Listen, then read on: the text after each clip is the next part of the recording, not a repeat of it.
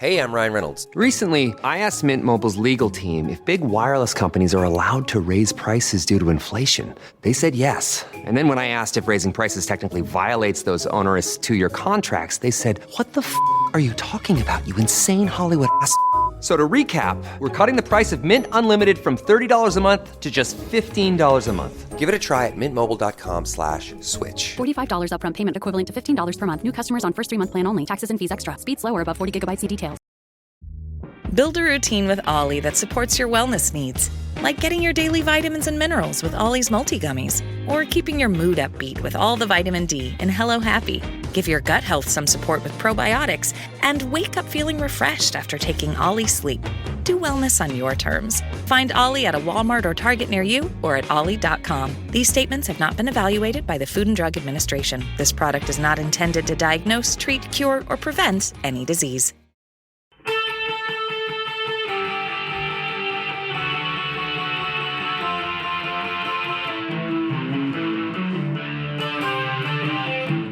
This is the Daily Blast from the New Republic, produced and presented by the DSR Network. I'm your host, Greg Sargent.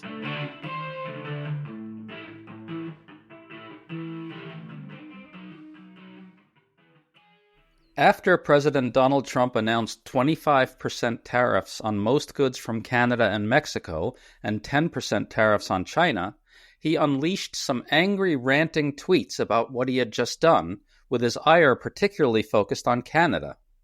But Trump also admitted something important.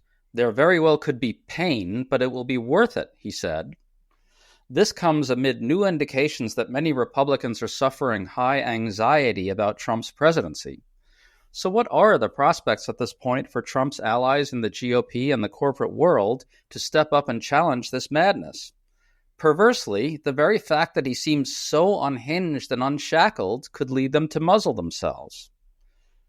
Today we're talking about all this with Kathy Young, a staff writer at The Bulwark, who's written very well recently about a number of issues related to all this. Thanks for coming on, Kathy. Thank you for having me.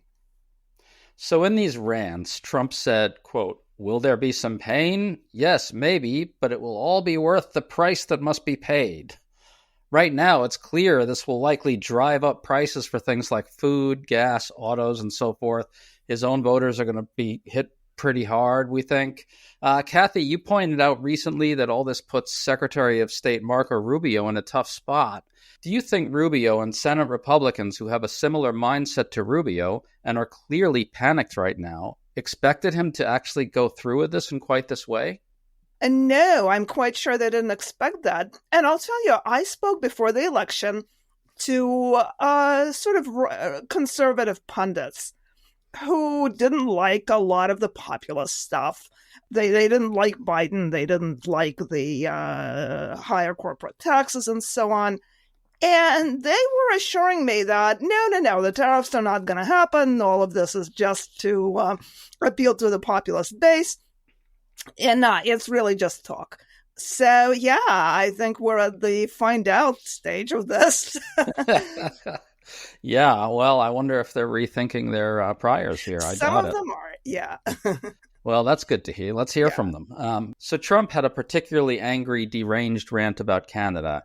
He claimed that we pay hundreds of billions of dollars to subsidize Canada, which seems to be a reference to our trade deficit with that country. And that's not a subsidy, but that aside, Trump added, without this subsidy, Canada will cease to exist as a viable country. Therefore, Canada should become our 51st state.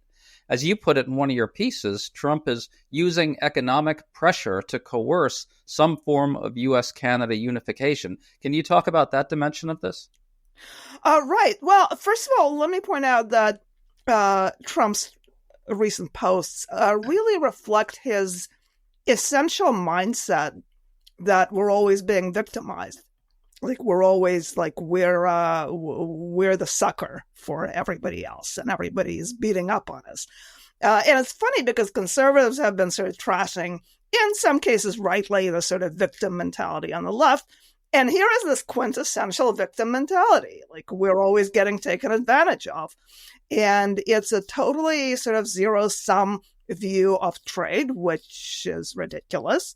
The coercion angle is also interesting because in terms of this much discussed subject of the similarities between Trump and Putin, which sometimes I think are exaggerated, but I think it's kind of interesting that it's very common in Putin's inner circle to talk about how, Ukraine isn't a real state and Ukraine that wouldn't really exist without support from the West. And here we have Trump using kind of similar language about Canada. So there is a certain, I'm not saying that he's proposing to, drive tanks into Canada, but the mindset is interesting, and it's interesting in a very bad way. So Trump really does seem to be saying to Canada that you will face tariffs unless you submit to our imperial dominance. What's fascinating about and disturbing about this latest trade war, if you want to call it that, he doesn't really seem to have any specific demands for what Canada can do. He's made these sort of nebulous statements about all of this fentanyl all of these drugs that are supposedly coming in from Canada.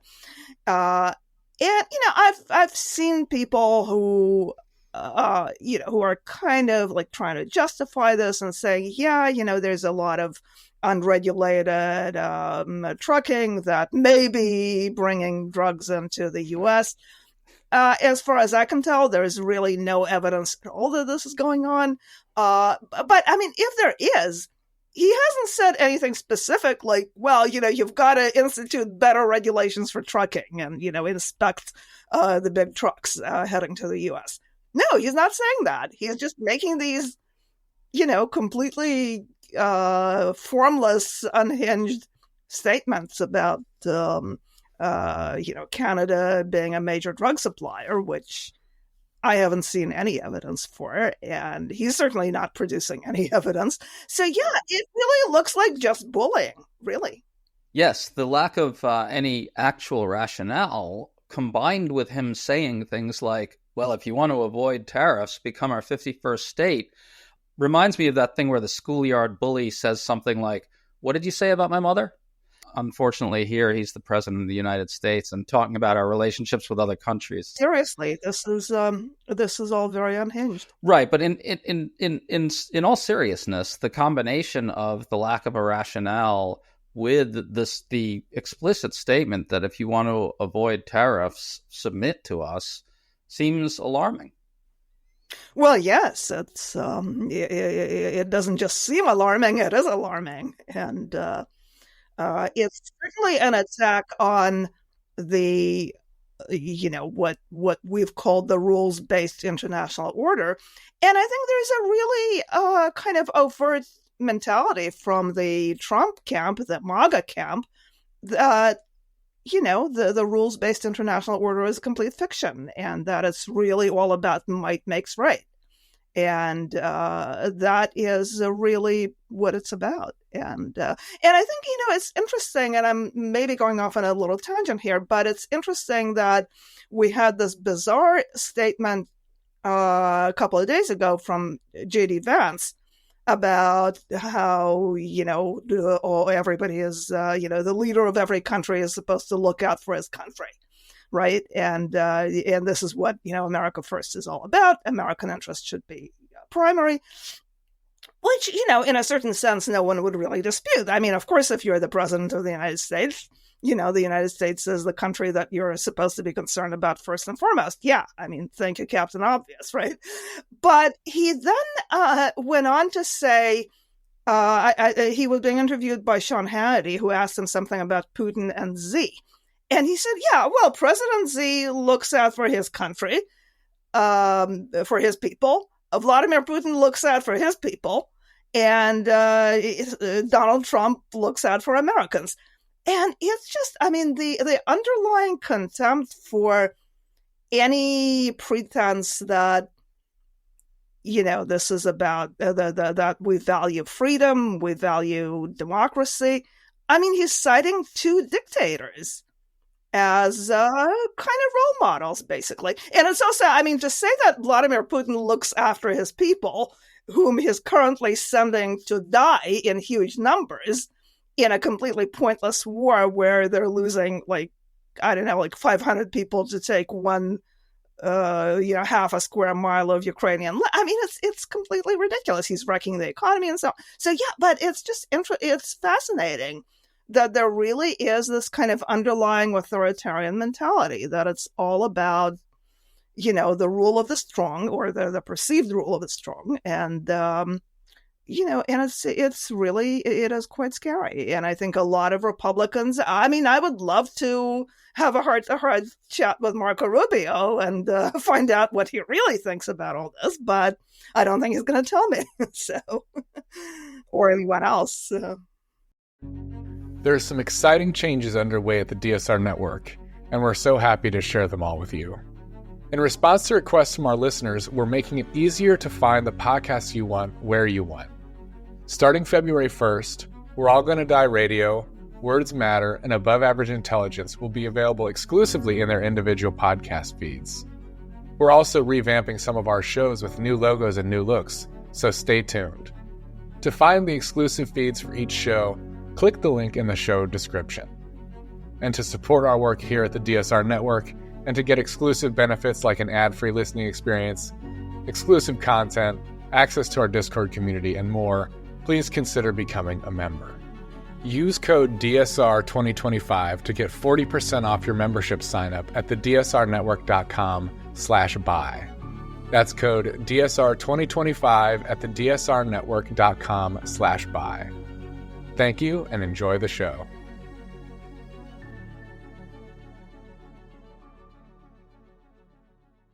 To your point, we really are getting a very clear look at what America First actually means. It is almost like a Putin-esque attitude where looking out for your country, as J.D. Vance put it, means you don't have any obligations to the international order of any kind.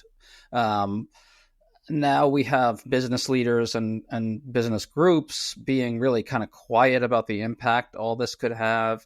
You wrote recently that Trump is already using the state as a weapon of censorship. It seems like corporate leaders are going to be watching that closely and are very aware that Trump threatened to jail Mark Zuckerberg and threatened the broadcasting rights of media companies that displease him. Do you fear that will make them reluctant to speak out now? And what does that mean? Well, we'll see. We'll see. I mean, it's certainly a factor. So we saw that Zuckerberg just agreed to a settlement, $25 million to Trump in a lawsuit over Trump being banned from Facebook after the January 6th events. I think it's certainly a sign that the intimidation works. And certainly when you have, bullying by litigation, the sort of speech, the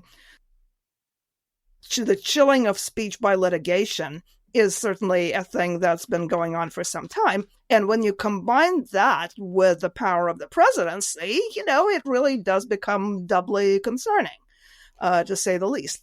And in terms of what effect is it going to have on other media, interestingly enough, like the one publication that we've seen so far being really harshly critical of the tariffs is the Wall Street Journal, which has been in its editorial positions. It didn't endorse Trump, but I think it definitely leaned in a pro-Trump direction if you look at the editorial page. And now they just had a really, really tough editorial saying that these tariffs are terrible. It's just a bad idea all around. And, so that's interesting. And we'll see, I guess, how that will impact other media's willingness to go after Trump on this. Yes, well, you're right to underscore the Wall Street Journal's reaction to the tariffs as being an important thing. Trump himself erupted about precisely that in one of his tweets, saying that the Wall Street Journal is, quote unquote, globalist. I was going to say, I haven't seen that tweet, but I was going to say, did he call them globalists? Of course he did. He absolutely did. And to talk about Republicans as well, because I think the degree to which they are intimidated is a little bit missing from the discussion.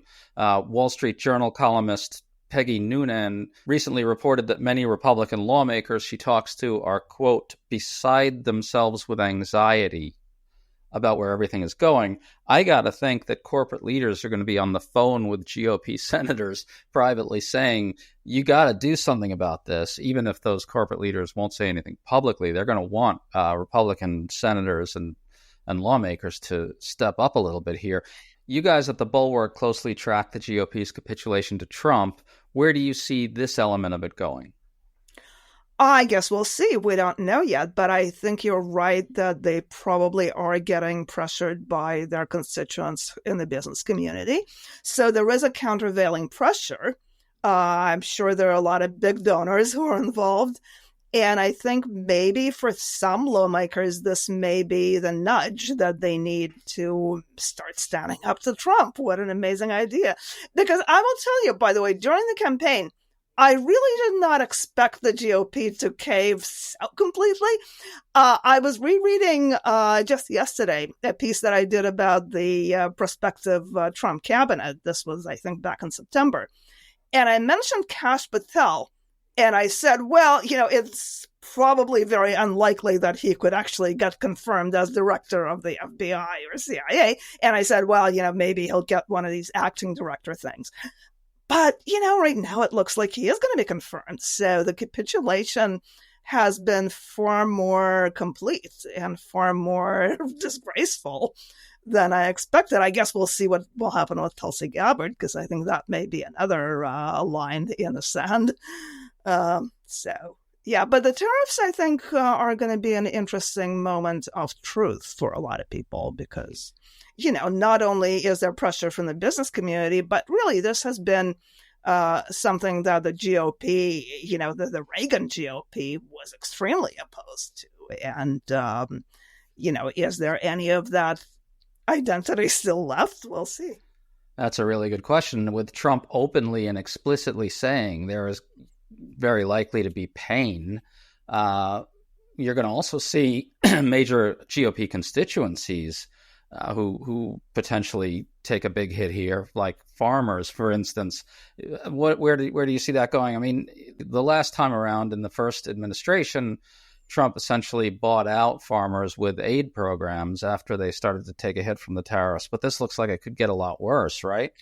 Yeah, well, also you really have to wonder what's going to be the reaction from the, oh my God, eggs are so expensive voter, because that was such a major thing. And we've seen articles after the election saying that, the Democrats really underestimated the psychological pain inflicted by by inflation, because even if it's offset by other things like higher wages, people still just get the sticker shock of going to the supermarket and seeing that, suddenly a dozen eggs is like $6 instead of $3. And yeah, I guess we'll see because, we do get a lot of food from Canada and Mexico. I just looked at the strawberries I got delivered from Wegmans yesterday, and they're from Mexico. So, we'll see how that goes. Because I think a lot of people really do not realize what's about to happen. So, as I said, we're at the find out stage. You want to tell people what you really mean when you say we're at the find out stage? Oh, can I say the other F word? Yeah, well, there's the fuck around and find out line, FAFO. So I guess, this is the find out part. And of course, the unfortunate thing is that those of us who didn't fuck around are also about to find out what happens when our fellow citizens fuck around. So, such is life. Very well put. Kathy Young, thanks so much for coming on with us. Thank you. You've been listening to The Daily Blast with me, your host, Greg Sargent.